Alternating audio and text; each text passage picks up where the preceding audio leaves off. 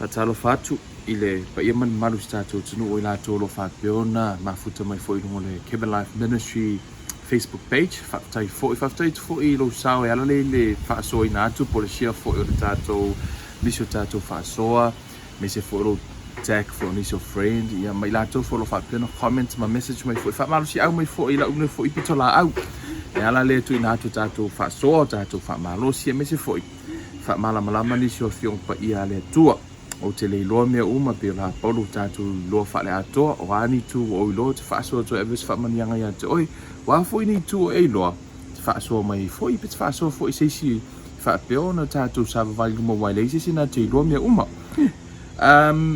ole dei afia fiu te loa lo tala no le sa wai no o tina me se lava te mai tai le la se le tatu live no tala no ai te mai tai e le i lai no foi le i lai sa wai nei la lo fainga wo ai le i fa pa ina a o lo ta tia per tatu mata upu tau nga li mo le sira fia e o lo ta pena per tatu mata upu onai o le la utango e play atu se tasio video o le la unga sunga i fa fenga nga ya pasta Iliafi Esera i le mafutanga na o Tama lava o Tama i le tausanga i lua sumarfa na fa la unga lea ai o se la unga o te loa e a ono utu ina atu e whaafonga statu watu no me se lava Tama o la unga lea mo Tama Tane lava so se si lava pe oi fo si Tama e te lei a whai ainga e ta pena ina i fo i oi e malama le fiong pa ia le tua o te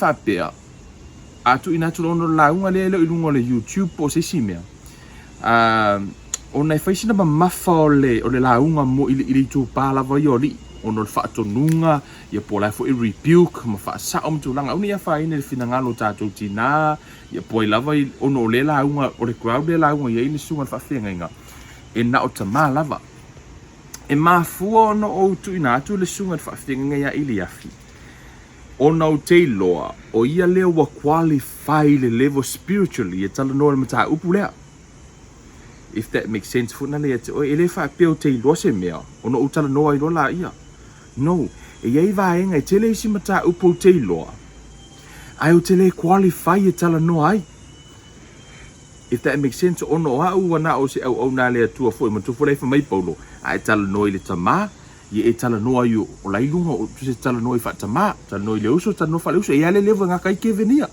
e ei foi le levo e tala noa ai au na ia le tua po le sunga i whawhinga Iliafi ono o ia o le sunga i whawhinga ia Iliafi o ia se tasi o Tama e Tama fa le anganga o ia fa Tama e fai au telo niso fai au ni New Zealand o Samoa e fa Tama i ia il sunga i whawhinga o te iloa la e qualify o ia tala noi mata upu nei ia ma rebuke fo ia Tama matulanga ia o noa o te iloa e tele me o te iloa ia atonu e ngakala ia rebuke i tupulanga fo ile la ua ngā tupulanga a o si nei Tama matu atu e le ho o ila le leo Kevin ina le vaenga na e ila le si vaenga i lunga aku heavyweight na tamalanga e rebuke inga le vaenga na o le mena la ino o fili o te mana o e au mai se Tama e mo lunga lo tu langa ile tu langa fa Tama fa le nganga e mai tala no atu la ya tala no umma me tato Tama ile e mafai ona tato faia ia le fina ngalo le tua pe no fai atu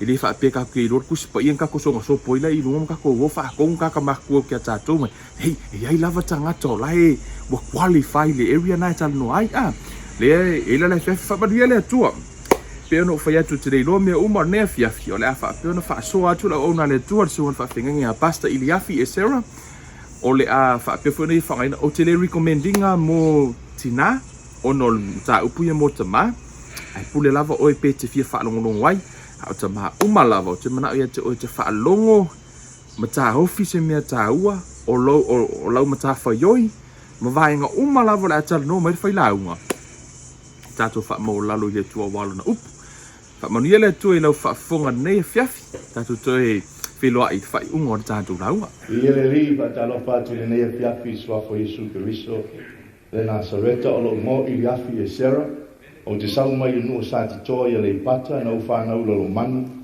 o lo tamai te punga mai lo to whanga ma tātufu lo to whanga o mau vai sa whata ma te e whanga i Faamaloloa. lo tina sa mo sa pali im sa toa. Iele. O la ngā ruenga whatamā. O se mea au pito sili o na tāua. O lau mata whaioi whaare tamā. O se ngā ruenga pito sili lea o na tāua. E tāu atu I lau toa lua, e tāu atu I lau whanau, e tāu atu I lau ekalesia, e tāu atu mea le tonu. Ai a sao la le whainga o lau mata whaioi le whatamā. E manuia lau toa lua, e manuia lau whanau, e manuia lau ekalesia, e manuia lau tonu. Ai e a mata mea le atua ia oe. Hallelujah. O me uma e tutupu I lo wainga. E a fua mai a oe. Everything that happens in your family comes from you. Pamantana tu spaya. O mele le umai a mai le tamau le malamalama. E le aise li liwi titio yai. O me uma e a mai le tamau. All good gifts and all perfect gifts come down from the Father. It comes down from a Father of lights in whom there is no variableness, neither shadow of turning. Au me uma e sau mai tama. Ile fale tino lai o langa le teola.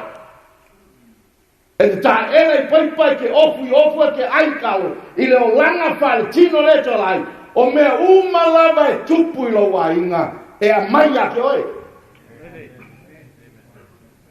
E le ngata oe o le ulu o le ainga, oe o le whabai o le ainga. You're not just the head of the family, you are the foundation of your family. O le haala ma le whabai o lo ainga o oe. Hallelujah. Na whaia le tua atamu, na whai mai le palapala. Ai na mai le tua lo na nganga. E lua la mea na whai akam. O le mea I loa ma le mea le loa. O le mea I loa, o le palapala, o le mea le loa, o le manaba. Na whai la atamu mai le palapala le lo langi. Ai sau lo na nganga mai le langi. So, Adam was part earth and part heaven. His body was made out of the dirt, but God breathed into Adam the breath of life. Ele koe fo ia la le tua le palpala ko besu ngaka. Nga wa tamu nga fai palpala. O oe nga fai le mangaba o tinga. Ele fai o se palpala, le fai o ka mama o tinga. Nga wa tamu nga fai le palpala. Only Adam was created out of the dirt. You were not created out of the dirt. You were created by your mom and dad. Hello. O kanga ka umai e ola. Kanga ka umai e ola. Palangi sainga Samoa. Ko e lau. Fiki le na ka ala kupi. Ki kinga e pua. Everyone that is alive came from the seed of one man. Kanga ka umai e ola. Ngo mai le sua ka malolea. O lau sua la. Nga ke mana malau kale o sua. O lau sua e whangau mai e lau ainga. O lau sua e whangau e lau akali. O lau ngā sua e whangau e lau akali. O lau ngā sua e whangau e lau akali. Aisa, e a mai a oe le sua. E o lai le ainga lea. O mea umalai a makai oe. Mea ngā reina kala ngafa o Samoa. Aisa, e foi le mea nga sawai le sua o ngaka. A whanau fo wina nal tangata. Pe mai e whanau fo wina le sua o le tua. O le sua la o le tua. Like a kongo langa upu. And when you're born again out of the incorruptible seed. Seed o le sua. O le sua o le tua. E ke whanau wailo nganga.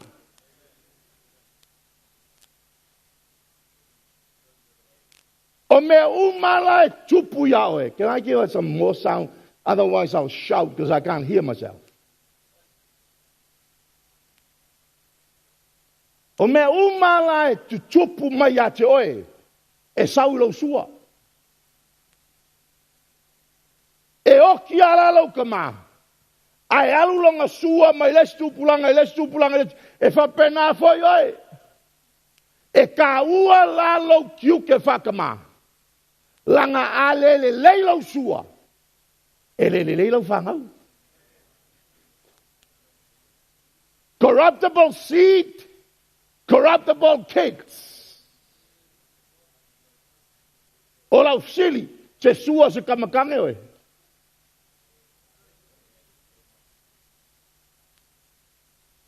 Hallelujah.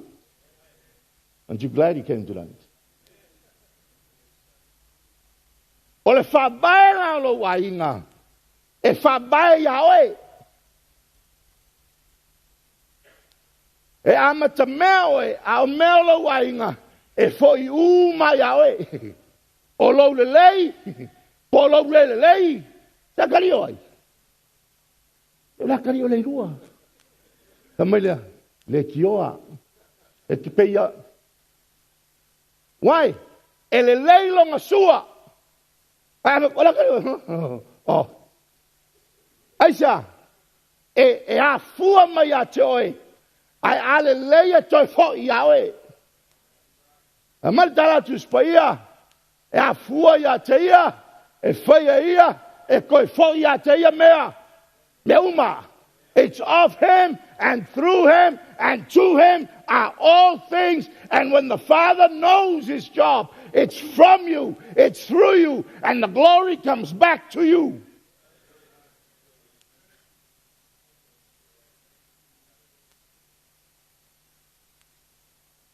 Say amen. Hallelujah. Amatamela ya au ngalo. Ai o ngā, oe ke ika lo wakari pa o ngā. A fasi e le tange lo wa finge lo wa finge. Oe ke ika ilang ai fasi along ki ngā. E mai a te oe. E ala ya te oe. E fua ya te oe. Oe ke ika le kamaloa la e ngofo e kange lo wa finge. Ngai kango le kau fasi. E oi lau whanga u kamalo e fasi. Langa ngai e fasi a foi lako ki ngā.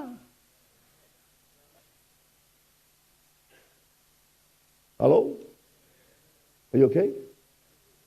A martala le si ngona sa fa matou a onga le siaso. A martala le ngo. E fa fela pe o ta tu spoye e te tau le tai tu lo fa kaulung ko lu mai kanga fa se yelong ko lu. Ta ku nga fa se bale.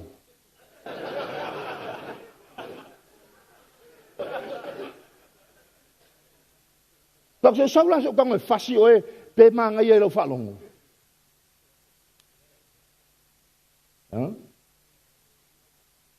Say amen. Praise the Lord. O le au ngā tupulanga la lai luma lo wai. E le tala se ngā whai luma. E kala na ngā whai kua. E kala i kua e kaulonga a e kaulonga. Whawai. O le la au e o ngā. A pala la a po le ale ma ngai o le la au. E le au ngā le la au. E le au ngā o ngā lau. E le au ngā o na la la. E le au ngā o na fuasa. La ngai pala lo ngā. A pala ka ma.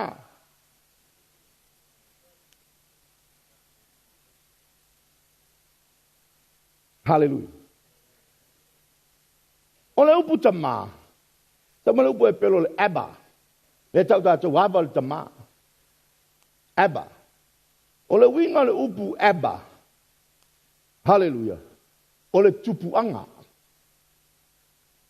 Lena e lenga kalanga o le whawae. E lenga te lenga o le tausitama. O le tupu anga. Tausitama. O le whawae.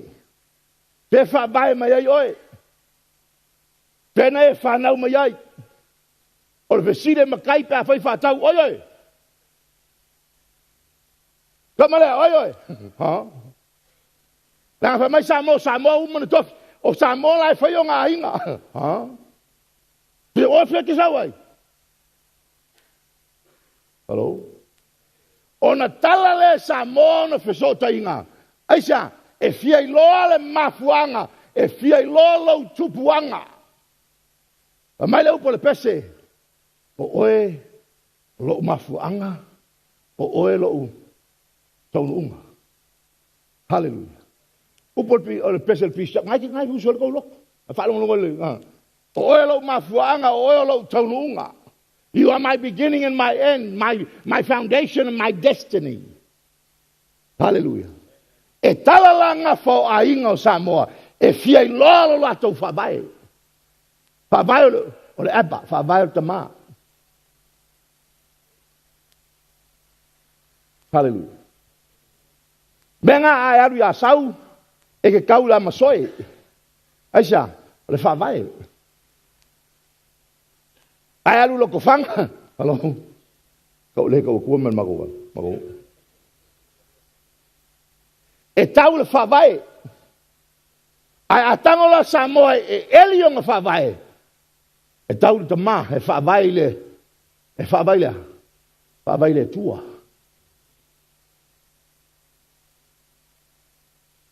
Whawai le tua Samoa.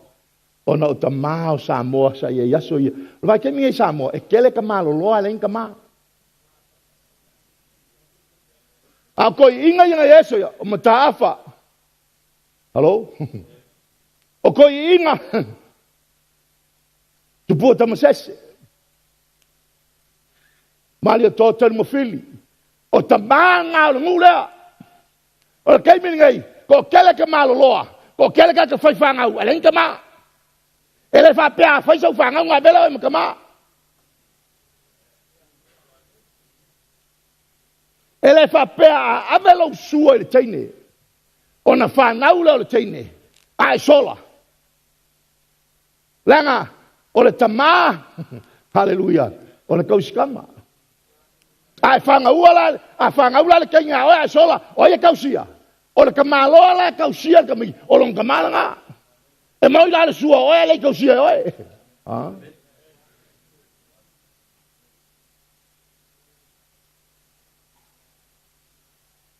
Say amen.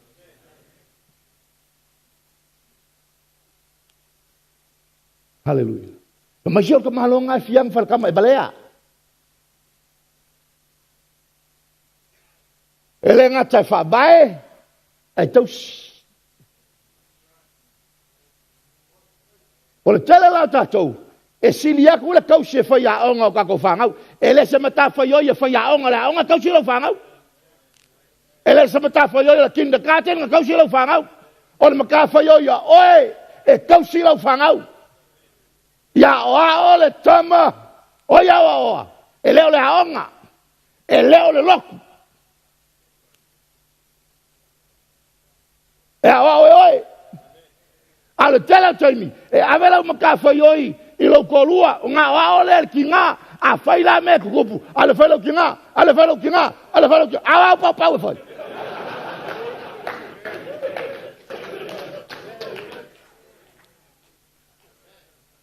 na faila ti na if so swani la if so swani ya oi ya ile por kalame e fa fenga so swani le ki nga ya oi ale ai so por kalame. A mele tala ala auli e manau mia e oele ta yala e manau mia e oele fasino manga e manau mia e oele ta mae faya por kalame ai saule tina so swani I lau por kalame. She comes to help your plan, and if you don't have a plan she can't help it, so she makes her own plan.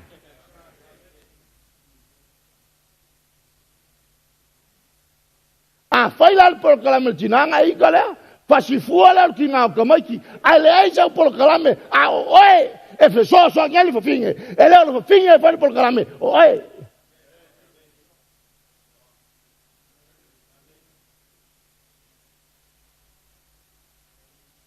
Hallelujah.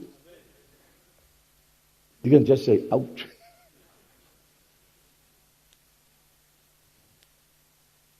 O me mai tu punga mai a tātou Tama. Hallelujah. Praise the Lord. E whainga tālai lo ainga na muli le tua. A kere muli le tua. It's very difficult to tell your wife and your children, go to church, and you're not going. Asa, oi ama ka mea ya oi.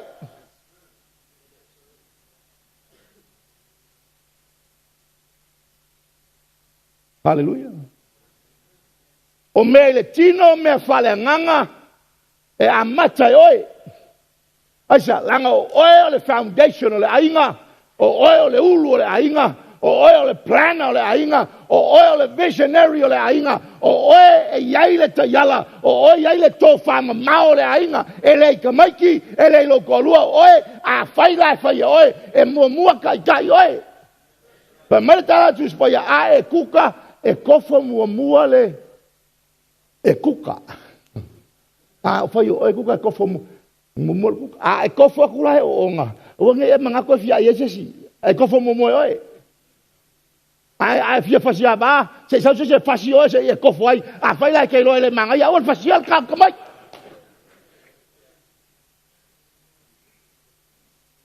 Ai kofo mua ia mea ngai fai.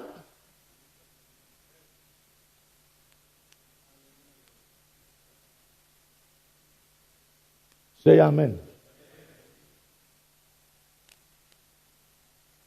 Amen alaina vala awina le tua le kamalo le kauo apero. Why did God call Abraham? You know Abraham starts with Abraham. Father, foundation. Amen alaina vala awele tua. Na vala awele tua langa nai loe le tua. E iai le nganga fata mao apero. Anga wa le tua ke le vala wa Abraham. Lana na pa u Abraham. Ana wa le tua ke vala wa ia Josefa asa, ele pa u Josefa. Bo te vala wa Daniel wa ele pa u Daniel. Hello? Ana vala awale tua ke malole. E u lava na pa u. Ai sanga vala wa.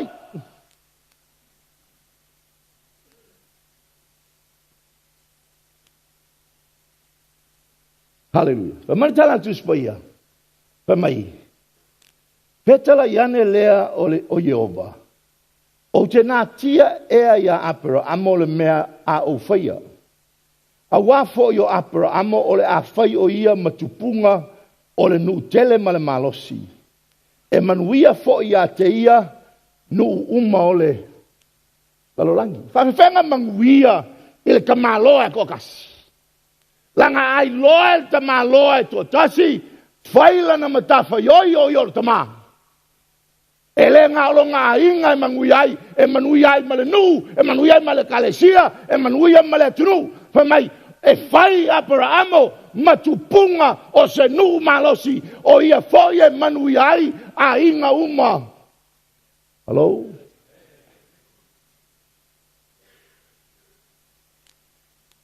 Sa fengui vao mangui ai sa halala koa sa madia koa ainga uma ainga fiki ainga koe lau mai na matala tus mai awa wa oi lo ia na te polo ai atu i ana whanau malona ainga pe ama vai atu o ia la tau te tausia le ala o Yehova. Bala awina le tua apera amo. Langai loa apera amo. Whailonga inga. Awako, alu wo whaifola inga. Awa le whailoa inga. Ama whaifola si inga le whailoa inga. A saola na whailoa inga. Ka maritana tu spaya. O au mele leye whai. Ma au mele anga whamai. E o au mele anga le tūpulanga e. Kolu malwha. Whaile au mea balea, ai ma, o le whanau, e ki ngā inga ia oe. Aisa, langa oe whaai mai, ai a whai e sao na whai mai, e o i le hawhe o tūpulanga, e manuia lau ainga, e manuia lau sua, e manuia lau whanau, e manuia, ai otia laia e manuia.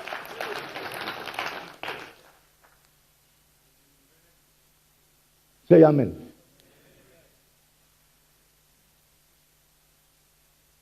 Praise the Lord. O lau le leila, e le leila lau whangau, ma whangau ala ko whangau. E te maliu la, alai le leia. A o lau le anga, e ke maliu alai.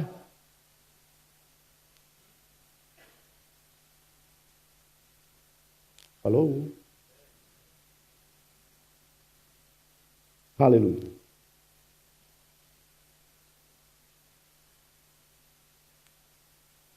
A ea mea tonu. E a mea tonu foi lau whanau. A ea mea paa.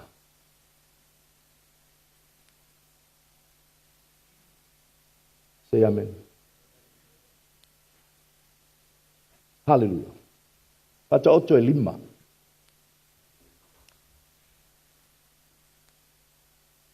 Proverbs 5.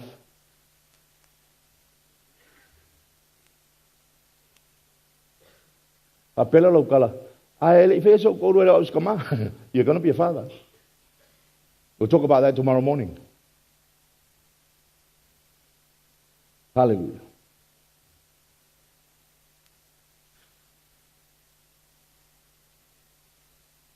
Ole fata oto e lima. Hallelujah. Ole vai po sfulma lima. Ia e inu vai ai lo lava vai lepa. Ma vai e tafe mai i lo lava vai eli. Ia fasala lau solo vai puna mau vai tafe i malai e leo saong fa Samoa menga a umang. Hallelujah. Ape ua mo ko kusir pai e leo sao. E fai mo oe ia vai. Na o oe lava ai au le fatasi ma oe tangata ese. Ia manuia lau vai puna. Vai a fia i lau ava. E fai au e tau le lea. Ia pei o le aila pele o ia ma le oti o le vao e matango fie. Ia malie o i ona susu ia sa uma. Au o le au noa ona e matua fia i loa lofa ia te ia. Malakara kuspaia. O le vai lepa, o le vai eli, o le vai tafe, ma le vai punga. The cistern, the well, the fountain, and the river. O le vai, hallelujah. O le vai lepa, o le teine e le ilose tane. O le teine muli, she's a virgin. O le vai e le isusu ea esesi. O lo afine. Kamai o le vai lepa, a le vai eli, o le teine ua whailo na ainga ua susu e le tangata. O whamanuia ina. O le vai eli. Hallelujah. Na alu le sua ngā vāle a tali o apera amo. Na sturi eile le Tamaloloa eli a saro. A e laku ka maloa na whetau ima le teine i le vai. Vai eli. Na alu ia kopo i patana rama. Na whekau ima le keinga i le. Vai eli. Na alu Mosei, Mitiana whetau ima le teine i le. Vai eli. Sauia sui, Samaria whetau ima le teine i le. Vai eli. O le vai eli la, o le vai o susue, o le vai puna e le susue ses. Pa mai lea, a susue le vai puna o na whaile ma vai eli, pa mai. Ia e inu ai ma e mali ai. Ia e mali ai susu o la wava.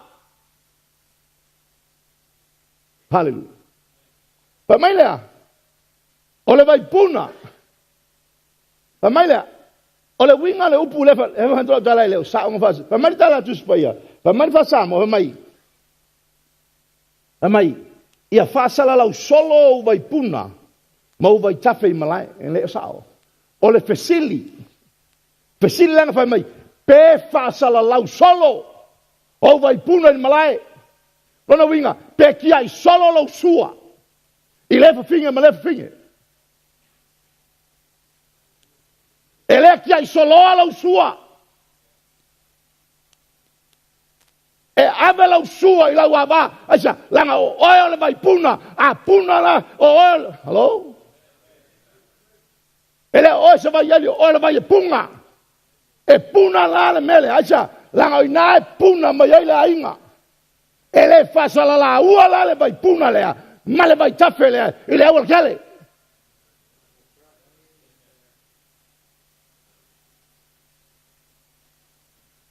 You don't let that fountain be dispersed for others. That fountain is for the mother of your children.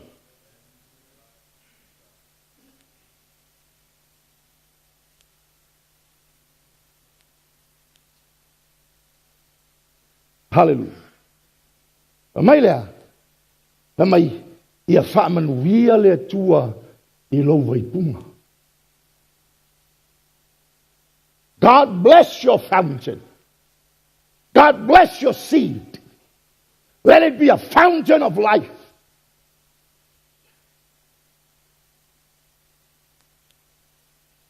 They're very quiet. Sao nga whailau maka whaioi whatama.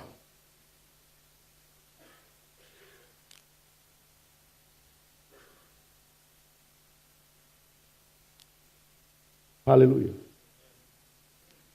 Ol whala bela bela. Ol ka ngaka ko whanga umai ei. Ere ako.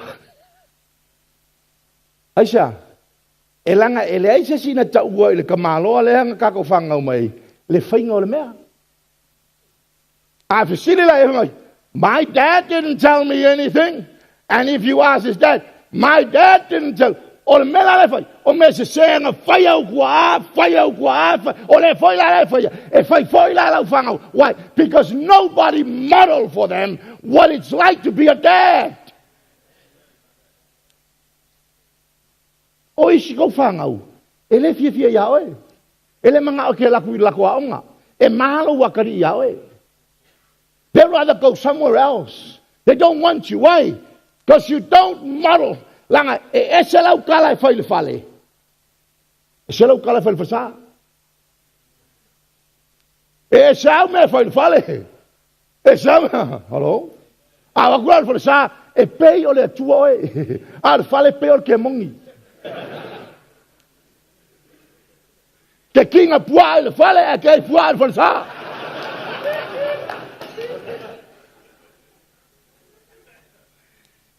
Hello? I avela lo wa fide fai poi posis kama. E sau fo nga kama mai ai ngai. And you don't know you just given your daughter to a monster.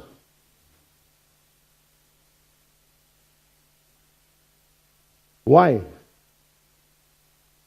Because his father does not know what he's doing. You didn't train your sons, and he didn't train his sons. Now you're giving your baby to him. Hello?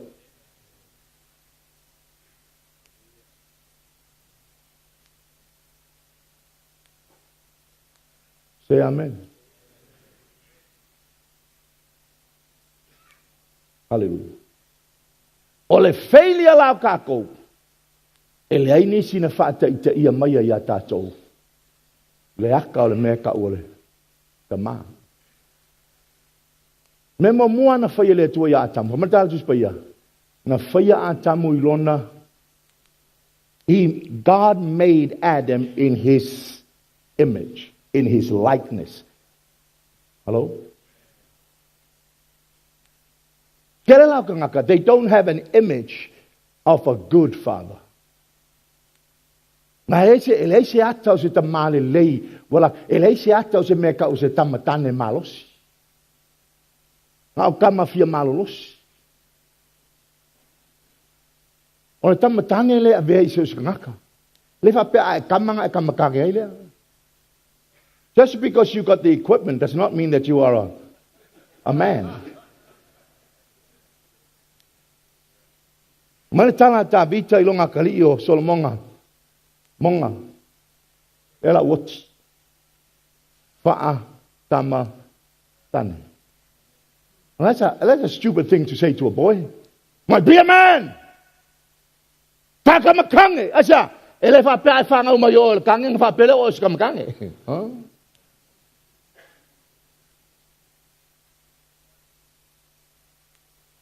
Mai Ia Tama Tane ma ia e whaia le polo inga ale atua. O le Tama Tane la, o le tangata na te whaia le polo inga ale atua.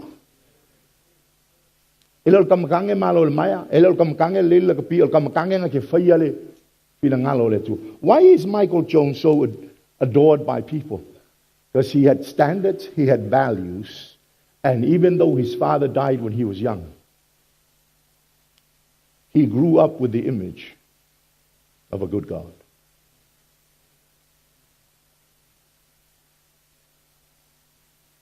Hallelujah. E whainga tāla ia tātou, ona whātaitai i se mea tātou te leiloa. E whainga tāona bea oe ma ta male lei.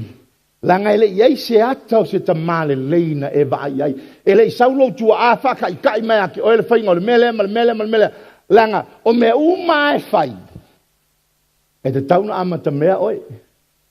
Na amata le tua le ngu oe ngoia Israelu. Amaka i le kama. E o mai le so. O laia e alu wale su o le kama lole.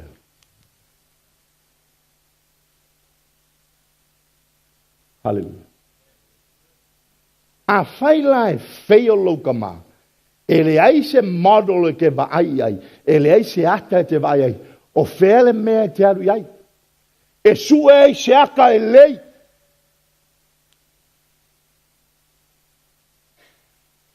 Pa matala Yesu. Ia ato toa o tou. E pei o lo o tou ta mā oile. Langi ona ato toa. He said, be perfect even as your father. Your father, my father. Even as your father. So, when your earthly father fails, go to heaven. A whai ua fail lo ka mai le langi. Alu le langi. Pa mai leo tala Yesu. Ia tau whātaitai. Ia ato toa lau o tau amio. E peo lo o tau. E le peo lo ka male le longai. Ai peo lo o tau ta mau le langi. E ato toa ona le lei o ia. So when your father here fails, you go to heaven and find your heavenly father. He never failed.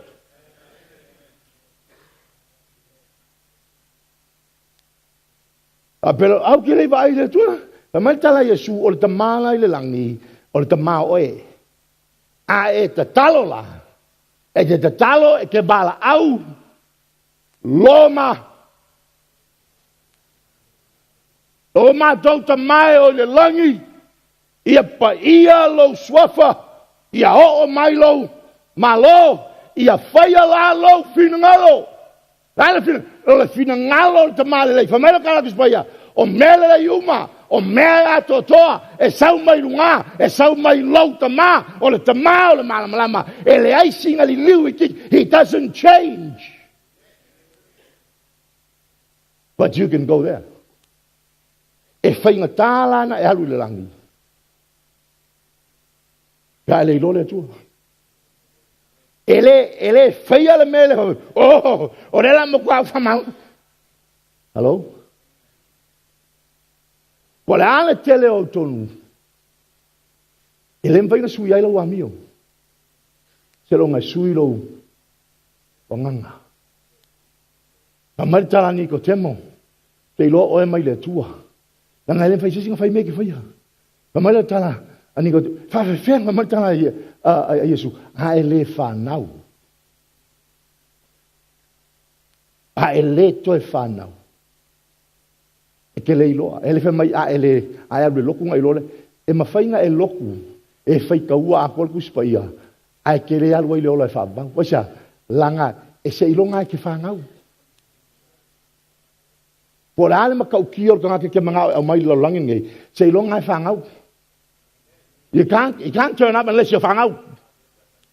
Po le ala loku ko tiki alu umalau malosi le loku.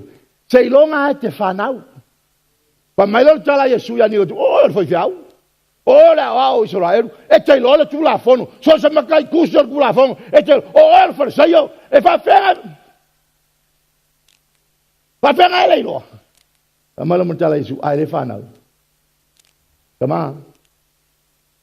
Ko le alo fie lo. Ai le fanau. Ele sa o le sua. Ngai amai oe. I le situ pulanga. E alu le situ pulanga. Langa o lo sua. E au ngā tupulanga. A whaila te lo tuau sa mole lo loku ia. E pe ia o vai ngā niko te mole lo loku ia. Whai matala Yesu a le sili la wa mio tonu. I lo la mio tonu al farisaio. E langala. E la ima sisi kako i lo tu spaya pe farisaio. Whai ma Yesu a le sili la wa mio tonu.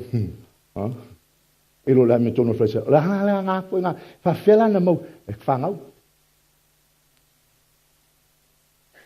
A tonu foi la o le toa e malamala nei i le tele o me se fai. Ona e ita fuare ngai ka mai. Hallelujah. Ona fa pele to le tua. I want to be a Tama Tane Malosi. Era le malosi o le maso. Ai malosi le ngana. Be strong in the Lord and the power of his might. Faamalolosi le tua, ma le malosio, lona mana. E le whai le loko kakou, e whai le fisosoani, o le ngang pa ia. A tato wa maila ma le loto maulalo, ma Yesu so sesi ai sau. Pe sau mai sa makau, pe sau mai a sau. E le tuli e fafa. Hallelujah. A le teimi ai te Samoa ai. Apela o falainga, I know. O le Samoa e le o se me fai na ona faola inai. Pa martana tu spaia. Samoa i ngā luenga e oti ai. E ila kaimi ke Samoa ia unga sala. E tala kaimi ke Samoa ia unga luenga. O ngā luenga ngai fai. E iu le oti e le olajes. E ke fiu ala ngā lue. O la ai oki. E ke ngā lue kua, e le ai sou fua e maua. E te fiu e lulu, e peia lai ke lulu le sami mate. Pa mailo tala Yesu, ma tala tu spaia, sala mō mai ngā luenga e oti ai, ngā luenga e mamate, ngā luenga e leise mea e mauai, wa e fiu e ngā lue. Wafika umanesko inga falasi. Alo to ina e pou tua la tua kalesia. Ala ko inga piko siri lenga o ngā iunga nui. Sau to ina whelmako Bible study. Le aima sesi ngā lai ai. E sau alko inga. E whangale. E sau malonga track. Ka umal mo ngā maolo kama. E whaile mako Bible study next door. Whaile ko inga. Sau alko inga ngofu ngofu. Koe sau. Koe sau. Koe sau. Koe sau. E le aima sesi na whaile to ina e whaolo inga. Alu wao sau wal ko ingum falong. Matala to in lise fia la amakal mako pa se mala kala ko se la usunga fia. Se fa mo mole. Se la ka oki lo ko fia fale.